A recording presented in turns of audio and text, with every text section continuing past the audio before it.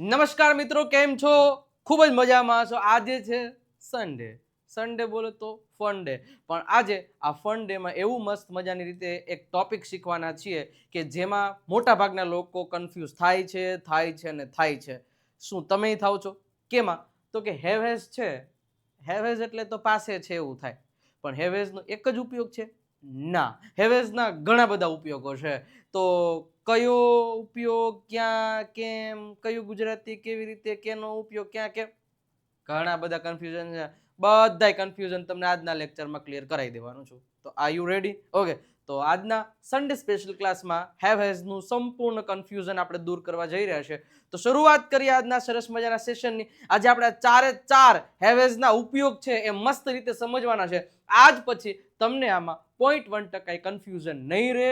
મતલબ નહીં રહે એ મારી જવાબદારી છે. બટ તમે આ વિડીયો અંત સુધી જોશો તો, નહીતર નહીં. ઓકે, તો શરૂઆત કરીએ એની પહેલા લાઈક કરી દો, શેર કરી દો અને સબસ્ક્રાઇબનું બટન નથી દબાવ્યું તો દબાવી દેજો.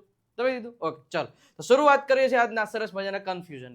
હવે સૌથી પહેલા પ્રથમ જે વાક્ય રચના છે હેવ હેઝ પ્લસ ઓબ્જેક્ટ. હવે અહીંયા ધ્યાન રાખજો, ઘણી બધી વાર આપણે એવા વાક્યો બોલીએ છીએ કે ભાઈ મારી પાસે પૈસા છે. મારી પાસે પૈસા મારી પાસે પૈસા છે. હવે મારી પાસે છે, હવે પાસે છે એના માટે હેવ અને હેઝ નો ઉપયોગ થાય. તો આનું વાક્ય થાય આઈ, એટલે સબ્જેક્ટ આઈ સાથે શું આવશે? હેવ. આઈ હેવ મની, મતલબ મારી પાસે પૈસા છે. મારી પાસે કાર છે તો I have a car. Ready? એના પછી આપણે એમ કેવું હોય કે તેણી પાસે કાર છે તો she has a car. Ready? Clear થઈ છે? હવે હેવ ક્યાં લાગે ને હેઝ ક્યાં લાગે એ તમને ખબર જ હોવી જોઈએ. અને ખબર જ હોય ભાઈ કે આઈ વી યુ ધે સાથે હેવ અને હી શી ઇટ જ્યારે સબ્જેક્ટ તરીકે હોય તો ત્યારે એની સાથે હેઝ આવશે. હવે એક તો આ તો છે જ, એની સાથે બીમારી માટે પણ ઉપયોગ થાય કે ભાઈ મને તાવ આવે છે તો તમે એમ કહી શકો આઈ હેવ અ ફીવર. અચ્છા, પછી મારે એમ કેવું મારે એક ભાઈ છે તો તમે એમ કહી શકો આઈ હેવ અ બ્રધર. તો મારે તમને પહેલું એક મુદ્દો સમજાવવો છે કે હેવેઝ નો એક મીનિંગ એવો થાય છે કે પાસે છે અથવા તો કોઈ બીમારી છે, પણ એનો હેવેઝ નો ઉપયોગ ક્યારે પાસે છે એવું થાય તો ઓલવેઝ યાદ રાખવાનું છે. જીવનમાં ધ્યાન રાખવા જેવી બાબત એક જ કે જ્યારે હેવ હેઝ હોય ને એની બાજુમાં સીધું ઓબ્જેક્ટ આવ્યું હોય. હેવેઝ ની બાજુમાં સીધું ઓબ્જેક્ટ આવ્યું હોય. મની, હેવેઝ ની બાજુમાં ઓબ્જેક્ટ, હેવેઝ ની બાજુમાં ઓબ્જેક્ટ, હેવેઝ ની બાજુમાં ઓબ્જેક્ટ. ઓબ્જેક્ટ બોલે તો કોઈક વસ્તુ, કઈક બીમારી, કઈક ભાઈ બહેન, આવી બધી. તો ત્યારે હેવ હેઝ નો મતલબ થાય પાસે છે. તો ઓલવેઝ યાદ રાખવાનું આઈ હેવ અ પેન, મારી પાસે પેન છે. વી હેવ અ ચેર, અમારી પાસે ખુરશી છે. દે હેવ સ્ટમક એક, તેઓને પેટમાં દુખે છે. આઈ હેવ હેડેક, મને માથું દુખે છે. તો તમે દરેક પ્રકારના સેન્ટેન્સ જુઓ, હેવ હેઝ એના પછી ડાયરેક્ટ ઓબ્જેક્ટ આવે છે ત્યારે હેવ હેઝ નો મીનિંગ શું થાય છે? ત્યારે હેવ હેઝ નો મીનિંગ થાય છે પાસે છે.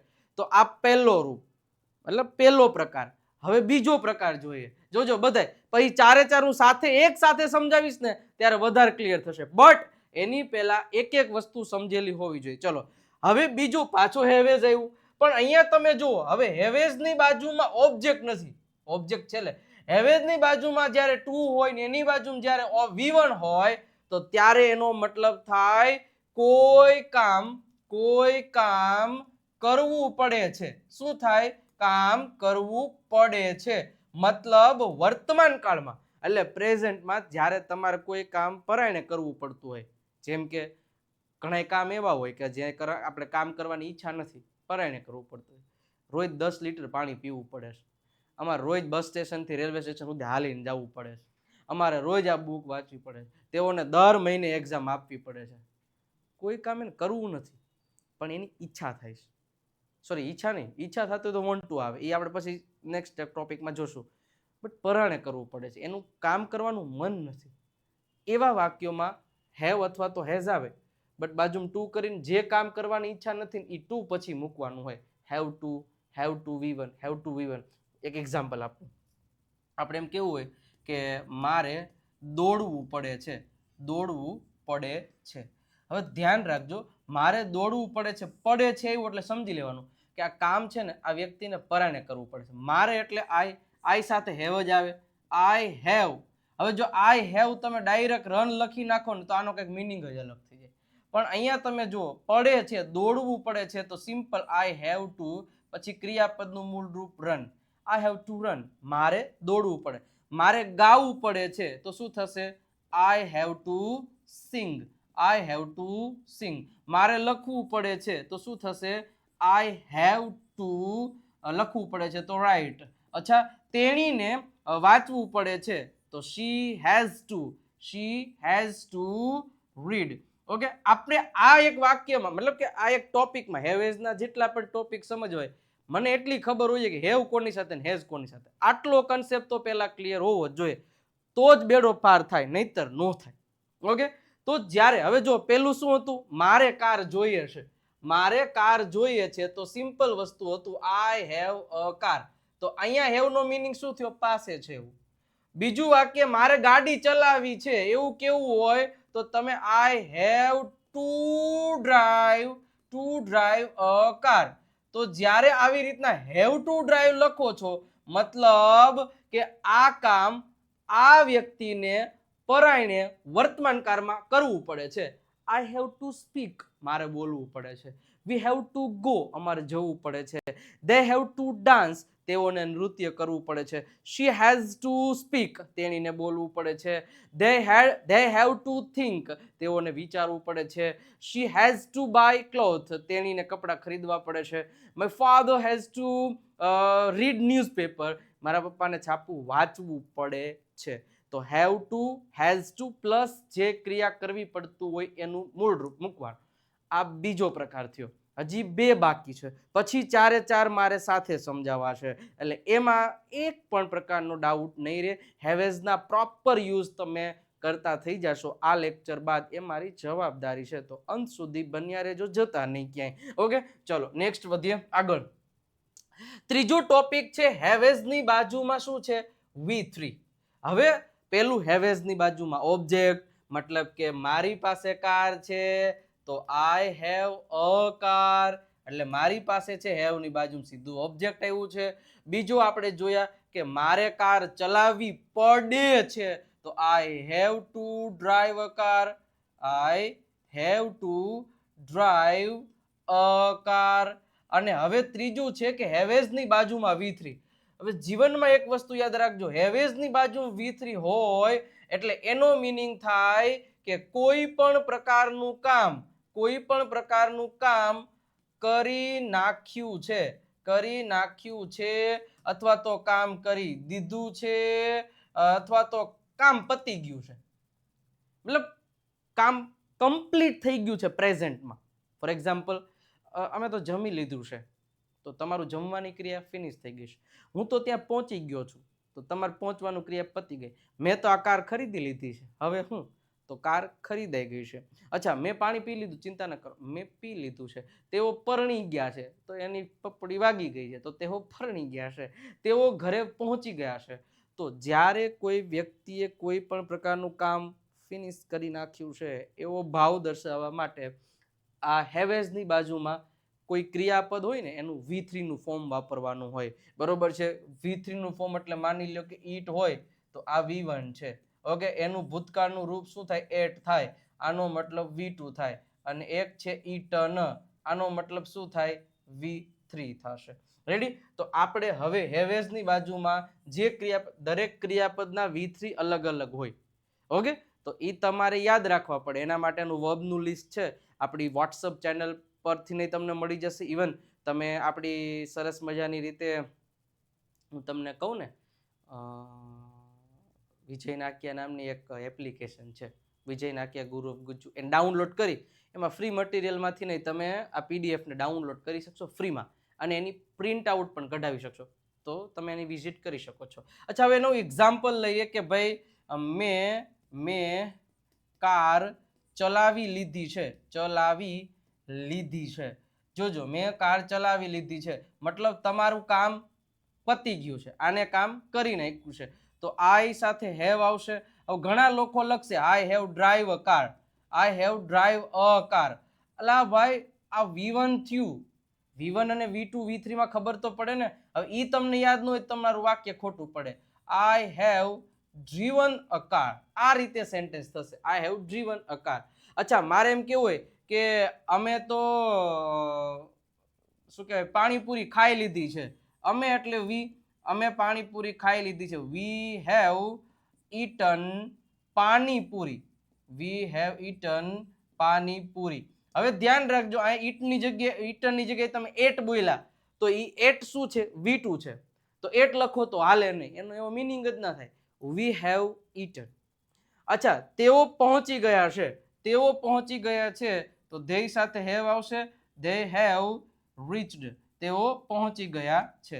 અચ્છા, તેણીએ બુક ખરીદી લીધી છે તો she has શું આવશે? she has bought. BOUGHT. Boat એટલે ખરીદી, મતલબ બાયનું V3 છે. she has bought a book, મતલબ કે તેણીએ બુક ખરીદી લીધી છે. તો આ પ્રકારેનું સેન્ટેન્સ થશે. તો ખાસ આ પ્રમાણે તમારે થોડુંક ધ્યાન રાખવું પડશે. આ ત્રીજો છે. રેડી? મારી પાસે છે, આઈ હેવ, પછી સીધું જે વસ્તુ હોય એ મૂકવાની. મારે કોઈ કામ કરવું પડે છે તો આઈ હેવ ટુ, પછી જે કામ કરવું પડતું એનું મૂળરૂપ મૂકવાનું. અને મેં કોઈ કામ કરી નાખ્યું છે તો આઈ હેવ પછી V3 મૂકી દેવાનું. જો બધે I have I have I have તો છે જ, પણ હેવ પછી જે ફોર્મેટ બદલે છે ને ત્યાંથી જ આખા મિનિંગ બદલે છે. તો એ વસ્તુને તમારે સમજવાની છે.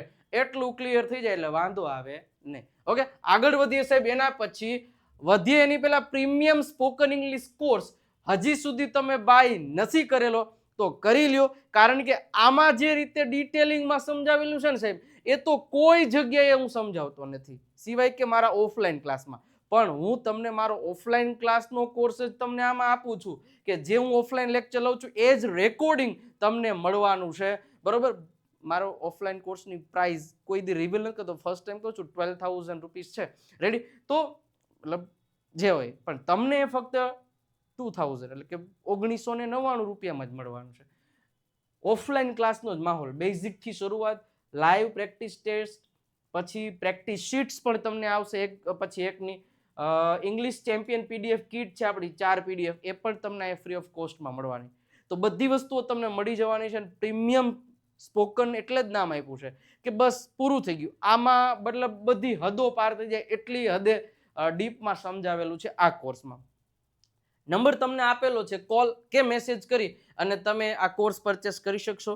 વિજય નાક્યા ગુરુ ઓફ ગુજ્જુ નામની એપ ડાઉનલોડ કરીને પણ તમે આ કોર્સ પરચેસ કરી શકો છો. ખાસ જો તમારે ટૂંક સમયમાં સારું એવું અંગ્રેજી બોલતા શીખવું છે, લખતા શીખવું છે કોન્ફિડન્સથી, તો સાહેબ આ કોર્સ તમારા માટે બેસ્ટ રહેશે. એ હું તમને ડંકાની ચોટ ઉપર કહું છું. તો ખાસ જોઈ લેજો. 12 મહિના સુધી તમને આનું એક્સેસ મળવાનું છે. રેડી? તો ખાસ જોઈ લેજો, ચેક કરી લેજો. ચલો, હવે એના પછી ચોથો પ્રકાર. 3 જોયા. મારી પાસે કાર છે, મારી પાસે કાર છે, પાછું એક વખત I have a car. Ready? Confusion ના રહેવું છે. પછી તો કે મારે કાર ચલાવવી પડે છે તો I have to drive a car, to drive a car. Ready? ત્રીજું છે કે મેં ગાડી ખરીદી લીધી છે તો I have BOUGHT, I have both a car અથવા તો પરચેસ્ડ અ કાર. અને હવે ત્રીજો પ્રકાર જે આપણે શીખવાના છે એ આ છે. શું છે? હેવેઝની બાજુ સીધું ઓબ્જેક્ટ આવે તો પાસે છે. હેવેઝની બાજુમાં 2 + V1 આવે તો આ વ્યક્તિને કામ કરવું પડે છે. હેવેઝની બાજુમાં જ્યારે V3 આવે ત્યારે આ વ્યક્તિને કામ કરી નાખ્યું છે. સમજાય છે? તો આ વસ્તુને તમારે સમજવાની છે. હવે સાહેબ ચોથો પ્રકાર અને લાસ્ટ પ્રકાર છે. સબ્જેક્ટની બાજુમાં હેવેઝની બાજુમાં બીન પ્લસ V1 નું ING વાળું રૂપ ક્યારે આવે? તો હવે આ છે પરફેક્ટ પ્રેઝન્ટ ટેન્સ, પણ ઈ આ છે. પણ પરફેક્ટ કન્ટિન્યુઅસ પ્રેઝન્ટ ટેન્સ એટલે ચાલુ પૂર્ણ વર્તમાન કાળ એ આ છે. હવે સાહેબ આનો પ્રોપર યુઝ ક્યાં થાય? તો કે જ્યારે કોઈ એક સમયથી કોઈ વ્યક્તિએ કામ કરવાનું ચાલુ કરી દીધું હતું ભૂતકાળમાં અને હજી આ સમયે પણ એ કામ છે ને એ થઈ જ રહ્યું છે, એવા વાક્યો બનાવવા માટે આનો ઉપયોગ થાય. જેમ કે મેં અત્યારે માની લો કે 7 વાગ્યા છે અને હું એમ કહું કે મેં અત્યારે સાંજના 7 વાગ્યા, હું એમ કહું કે બપોરના 2 વાગ્યાથી હું ટીવી જોઈ રહ્યો છું, તો મતલબ મારું કામ શરૂઆત ક્યારે થઈ ગઈ? 2 વાગ્યાથી, બરોબર? 2 વાગ્યાથી ચાલુ થઈ ગઈ હતી અને હજી વાગ્યા કેટલા? 7, પણ છતાંય હું તો જોઈ જ રહ્યો છું, કામ તો ચાલુ જ છે. રેડી? તો મતલબ ભૂતકાળના કોઈ સમયથી ક્રિયા ચાલુ થઈને હજી કોઈ ક્રિયા થઈ રહી છે, એવા વાક્યો બનાવવા માટે આનો ઉપયોગ થાય. સિમ્પલ છે. આપણે એમ કહીએ કે હું 2 વાગ્યાથી ટીવી જોઈ રહ્યો છું. હવે ઘણા લોકો આમાં એમિઝાર વાપરી દેશે, પણ એ નથી વાપરવાનું, કારણ કે હું ટીવી જોઈ રહ્યો છું એટલું જ વાક્ય હોય તો આઈ એમ વોચિંગ ટીવી. બટ જ્યારે કોઈ એક સમયથી કોઈ ક્રિયા કરી રહ્યા છો તો ત્યારે એવા વાક્યમાં તમે આ રીતે ન બોલી શકો, મતલબ ન બોલી શકો. તો હવે આની વાક્ય રચના હું એટલે આઈ સાથે ઓલવેઝ હેવ આપણને ખબર જ છે. આઈ હેવ પછી સીધું બીન આવશે. આઈ હેવ બીન, હવે શું જોવાની થઈ રહી છે ક્રિયા? Watching. I have been watching. I have been watching. શું જોઈ રહ્યા છે? તો કે ટીવી. હા, હવે અહીંયા લખ્યું છે 2 વાગ્યાથી. હવે 2 વાગ્યાથી એટલે સિન્સ અને ફોર આ બેનું ગુજરાતી થાય થી, અને સમય એટલે સમયથી. આ છેલ્લું ઈ જ છે. તો કે સમય કેટલો? 2 વાગ્યાથી. તો અહીંયા આવશે સિન્સ. સિન્સ કેટલા વાગ્યાથી? 2 વાગ્યાથી. તો 2 o'clock. હવે તમને એમ થાય સાહેબ અહીંયા તમે સિન્સ જ કા વાપર્યું, અહીંયા કા તમે ફોર ન વાપર્યું? તો એના માટે સાહેબ એક વિડીયો મારો જોઈ લેજો, તમને સિન્સ અને ફોરનો બધો ડાઉટ ક્લિયર થઈ જાય, બધા મતલબ જેટલા પણ છે. કારણ કે એ બે વસ્તુ અહીં સમજાવવા બેસીસ તો ઘણું બધું વસ્તુ થઈ જશે લાંબી. તો સિન્સ અને ફોર્સ આપણી વોટ્સઅપ ચેનલમાં અમને લિંક મૂકી દઈશ, અથવા તો યુટ્યુબ પર સર્ચ કરવાનું સિન્સ અથવા તો ફોર બાય વિજય નાકિયા, મારું નામ લખશો ને એટલે તરત જ આખો ટોપિક આવી જશે. ક્યારે સિન્સ વાપરવું અને ક્યારે ફોર વાપરવું એ ડિટેલમાં ત્યાં સમજાવેલું છે, તો એક વખત ચેક કરી લેજો. ઓકે, તો આ વસ્તુ છે. તો હું સવારથી જોઈ રહ્યો છું, તેઓના માટે સિન્સ, અને ચોક્કસ સમય માટે સિન્સ આવે અને અચોક્કસ માટે ફોર આવે. અચ્છા, આપણે એમ કેવું હોય કે તેઓ 2 મહિનાથી મારી રાહ જોઈ રહ્યા છે, તો તેઓ એટલે દે મારી રાહ જોઈ રહ્યા, તો they have been waiting. They have been waiting. They have been waiting મારા માટે એટલે કે ફોર મી 2 મહિનાથી, તો ફોર 2 months. સાહેબ આમાં તો 2 વાર ફોર આવ્યું તો આવે જ ને. આ ફોરનું માટે થાય અને આ ફોરનું થી થાય. શું કામ, ક્યારે, એમાં તમને સમજાવેલું છે પરફેક્ટલી. ઓકે, અને પ્રીમિયમ સ્પોકન ઇંગ્લિશમાં A to Z તમને એક્સપ્લેન કરવામાં આવશે જ. ઓકે, ચલો, ક્લિયર થાય છે. અચ્છા, તેણીનું એક વાક્ય કે તેણી 10 દિવસથી અંગ્રેજી શીખી રહી છે, તો she has been learning English કેટલા? તો કે 10 દિવસથી, તો for 10 days. બસ, તો સિમ્પલ વસ્તુ છે. તો આ 4 વસ્તુ થઈ ગઈ કે મારી પાસે છે. ચાલો સાથે સાથે જોઈએ, 4 ને એક સાથે જોઈ લે એટલે ખ્યાલ આવી જશે. સિમ્પલ વસ્તુ છે કે ભાઈ મારી પાસે બુક છે, તો I have a book. Ready? મારે બુક વાંચવી પડે છે, તો I have to read a book. બરોબર છે? અને મેં બુક વાંચી લીધી છે, તો આઈ હેવ રેડ. હવે ધ્યાન રાખજો, આને વંચાય રેડ, કારણ કે સાહેબ અંગ્રેજીમાં એક એવું ક્રિયાપદ છે રીડ કે જેના 3 સ્પેલિંગ સરખા જ થાય છે. 3 સ્પેલિંગ સરખા થાય એવા ઘણા ક્રિયાપદ છે, બટ એકમાત્ર એવો ક્રિયાપદ છે કે એનું V1 હોય ને એને રીડ વચાય છે, એનું V2 અને V3 છે ને એને રેડ વાંચવામાં આવે છે. રેડી? તો I have red a book મતલબ કે મેં બુક વાંચી લીધી છે. અને મારે એમ કેવું હોય કે હું સવારથી બુક વાંચી રહ્યો છું, તો I have been reading. I have been reading a book. કેટલા? તો કે સવારથી, તો સિન્સ ધ મોર્નિંગ. બસ, આ સિન્સ અને હેવ અને હેઝ ના 4 ઉપયોગો છે. તમારે ધ્યાન રાખવાનું હેવેઝ ની બાજુમાં શું છે ને એ પ્રમાણે એનું ગુજરાતી થાય. જે મેં આ ટોપિકમાં તમને બધું એક્સપ્લેન કર્યું, તો કન્સેપ્ટ ક્લિયર થયો કે ન? જો થયો હોય તો એક લાઇક અને શેર અને સબસ્ક્રાઇબનું બટન પહેલા દબાવી દો અને એક દિલડું કોમેન્ટ સેક્શનમાં મૂકી દો. અને જો તમારા બધી વસ્તુ ડિટેલમાં લેખિત સ્વરૂપમાં જોઈ છે તો દેવ સત્ય one of the best book છે તમારા માટે.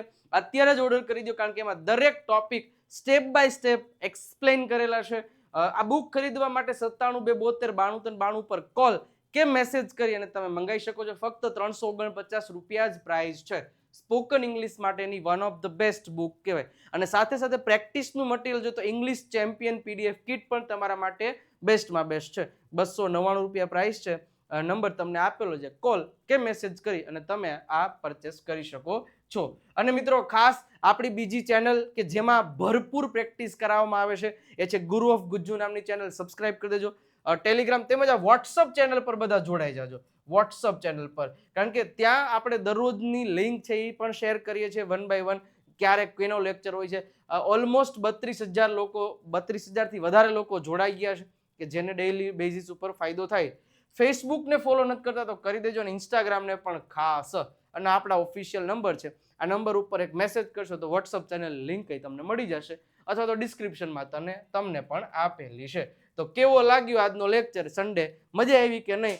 આવી જ રીતે આપણી સાથે અંગ્રેજી શીખવા માટે ચેનલને સબસ્ક્રાઇબ કરી દો, બસ બીજી કોઈ વાત નહીં. અને તમારા મિત્રો સુધી શેર અને રેડ ધ હાર્ટ તમને મૂકી દેજો. Okay, thank you so much મિત્રો. મળીએ છીએ નેક્સ્ટ લેક્ચરમાં. ત્યાં સુધી આવજો, બાય બાય, ટાટા.